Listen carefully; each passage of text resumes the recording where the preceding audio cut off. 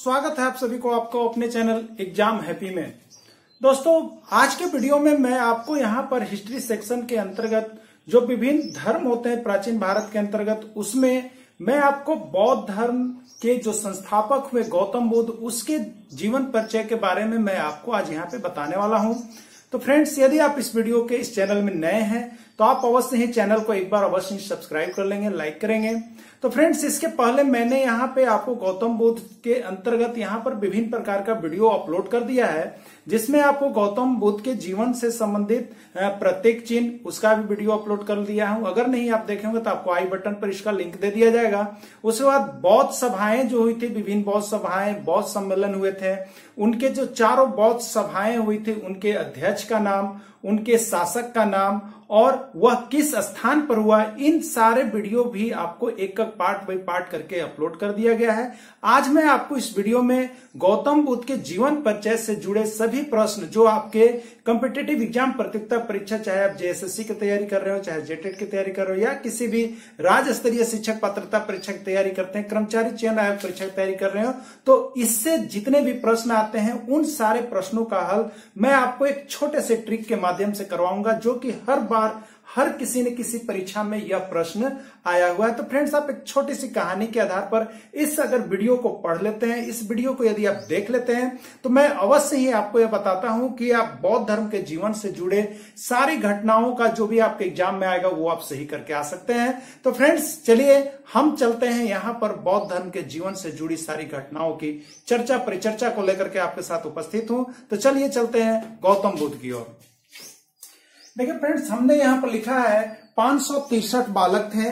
563 बालक, जिसको शिशु भी कहते हैं, उसको मैंने लिखा है 563 बालक शिशु। जो एक संस्था थी वो महाराय आकुशी मैंने आ गए सारनाथ में अपने प्यूर जो कहिए, देवर कहिए, या अपने जो उनके संगति होते हैं प्यूर जो कहा जाता है, निरंजन प्यूर के साथ 483 रुपए में, यानी 483 रुपए के भाड़ा में जो 563 बालक, जिनका नाम था शिशु महाराय आकुशी, सारनाथ में निरंजन प्यूर के साथ 483 रुपए में।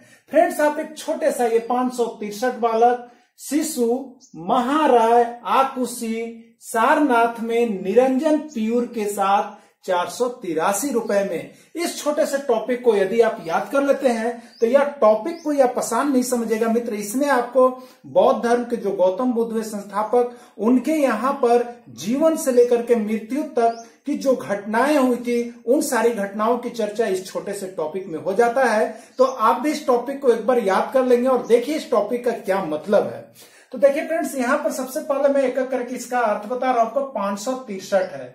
563 का मतलब यहां पर है फ्रेंड्स कि 563 का अर्थ हो गया कि गौतम बुद्ध, ये हो गए गौतम बुद्ध का जन्म। ठीक है, क्या हो गया? गौतम बुद्ध का जन्म जो हुआ था वो कब हुआ था फ्रेंड्स?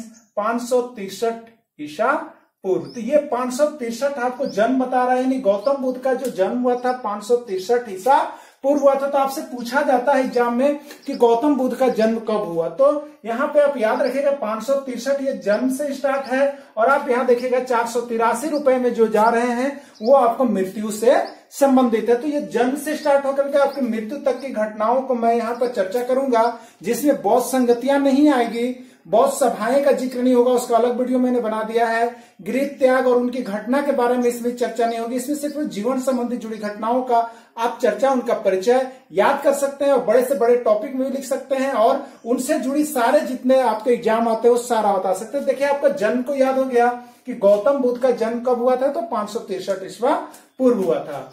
नेक्स्ट आपका देखिए यहाँ पर जो वर्ड्स आया हुआ है वो है बालक। ठीक है फ्रेंड्स, क्या है? बालक। बालक में बा का मतलब है यहाँ पर बौद्ध धर्म। बालक में बा का मतलब है बौद्ध धर्म है फ्रेंड्स। बालक में बा का मतलब हो गया बौद्ध धर्म। और यहाँ पर ल और क, तो ल का मतलब है, देखिए ल का मतलब आपका है लुम्बिनी, ल का मतलब है लुम्बिनी, और क का मतलब है कपिल वस्तु। क का मतलब है फ्रेंड्स कपिल वस्तु, यानी बौद्ध धर्म के जो संस्थापक गौतम बुद्ध हुए, उनका जन्म 563 ईसा पूर्व हुआ, लेकिन कहाँ हुआ? ये आपसे पूछा जाता है कि गौतम बुद्ध का जन्म कहाँ हुआ, तो ये आप बताएंगे कपिल वस्तु के निकट लुम्बिनी नामक स्थान में हुआ था। तो आप इसको लिख सकते हैं, गौतम बुद्ध का जन्म कहां पर हुआ, तो कपिलवस्तु के निकट लुम्बिनी नामक गांव में हुआ था। इसकी जानकारी इससे आपको मिल जाती है। तो गौतम बुद्ध का जन्म कहां हुआ था फ्रेंड्स, तो कपिलवस्तु के निकट लुम्बिनी नामक स्थान पर हुआ था। ठीक है, ये आपने याद कर लिया। तो आपसे कभी कभी देखिए इस तरह से पूछ दिया जाता है कि गौतम बुद्ध का जन्म कहां पर हुआ। ठीक है, तो ये पूछ दिया जाता है, लुम्बिनी दे दिया जाता है।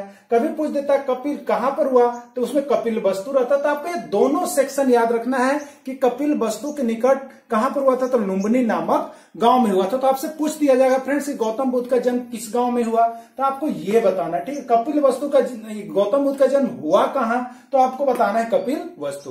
तो ये 3 पॉइंट्स यहाँ पर आपको बालक से निकल करके आए। नेक्स्ट आप देखिएगा फ्रेंड्स, आपके पास लिखा हुआ मिल रहा है, वो है आपका शिशु। क्या लिखा हुआ है, तो आप देखिएगा यहाँ पे शिशु। ये शिशु का क्या अर्थ है, तो आप यहाँ पे जान जाइए कि गौतम बुद्ध का जन्म का ईस्वी सन हमने याद कर लिया। उस बाद गौतम बुद्ध का जन्म कहाँ हुआ वो पता चल गया। तो अब देखिए यहाँ पे शिशु का मतलब क्या है फ्रेंड्स, आप जान जाइएगा।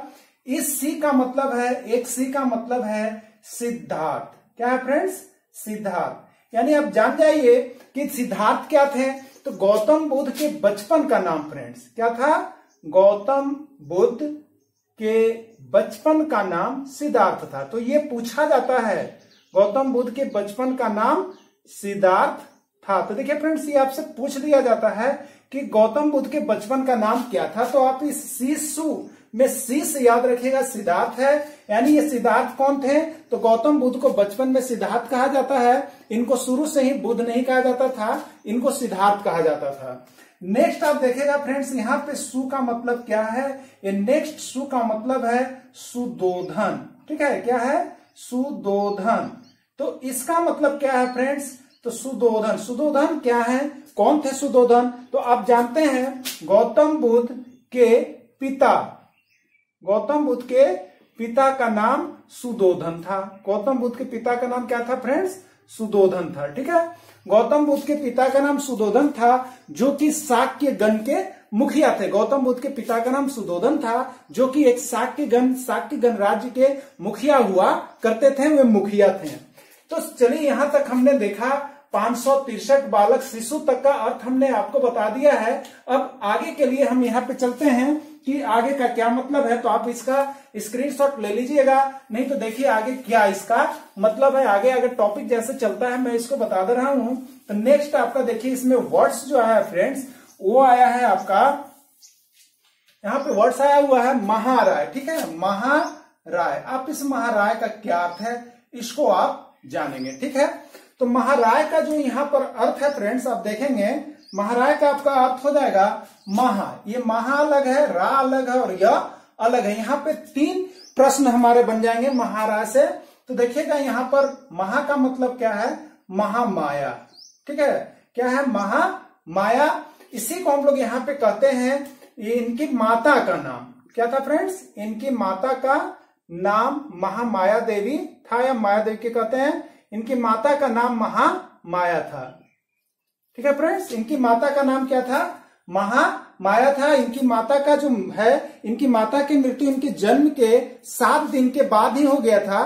तो इनका लालन पालन पोषण जो है इनकी सौतेली माता गौतमी प्रजापति ने की थी। ठीक है, इनकी जो माँ हुई, इनकी मृत्यु हो गई थी उनके जन्म लेने के 7 दिन 1 सप्ताह के बाद ही हो गई थी। तो इनके बाद जो गौतम बुद्ध के जो लालन पालन पोषण जो किया गया, इनकी सौतेली माता गौतमी प्रजापति ने की थी। तो पूछ दिया जाता है कि गौतम बुद्ध के माता का नाम क्या था, गौतम बुद्ध के पिता का नाम क्या था, गौतम बुद्ध के बचपन का नाम क्या था। तो इस सारे प्रश्नों का जवाब देखिए आपको इस वीडियो में मिलते जा रहा है। तो इनकी माता का नाम महामाया था।